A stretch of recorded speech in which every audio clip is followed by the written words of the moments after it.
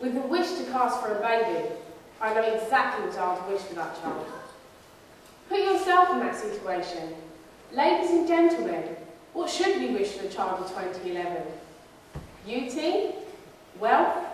Stardom? These would not be my choice. I would wish for the gift of optimism. Optimism is derived from the Latin word optimus, meaning best. Optimism is when the person aims for the best possible outcome for a situation. This does not mean being unrealistic about things. Appearing on X Factor is not going to magically transform the average boy band into one direction. It does mean accepting the limits, yet focusing on the best result. Optimism is inspiring for others. I was recently inspired by a book many of you have read, To Kill a Mockingbird. Consider the optimism of Atticus representing Tom Robinson, an innocent man, against all the racial prejudices of 1930s America. He could not have done that job if he had lost all hope. Everyone with responsibility needs to be optimistic.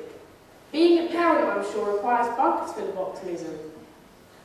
Watching Comic Relief, I was moved by an interview Len Henry had with a man who took on the job at night of emptying all the latrines, the toilets, a job no one would want to do. He did this in order to pay for his children's education. All throughout the interview, this man had the broadest smile on his face. When asked about this, he replied, "If I don't smile for my children, what hope do they have in this world?" Some people are fortunate enough to have a belief that permits endless optimism. I am one of these people. As a Jehovah's Witness, my faith that God is a fair and loving judge who will eradicate wickedness and offer a paradise after Armageddon gives me immeasurable hope for the future. However, others in an increasingly secular society do not have this help. So developing positive and optimistic outlooks is essential.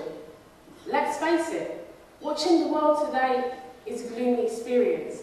Earthquakes, terrorist threats, nuclear meltdown and economic depression. That's why optimism is so important, especially for our generation. Let me take you back to my opening point, the fairy godmother conundrum.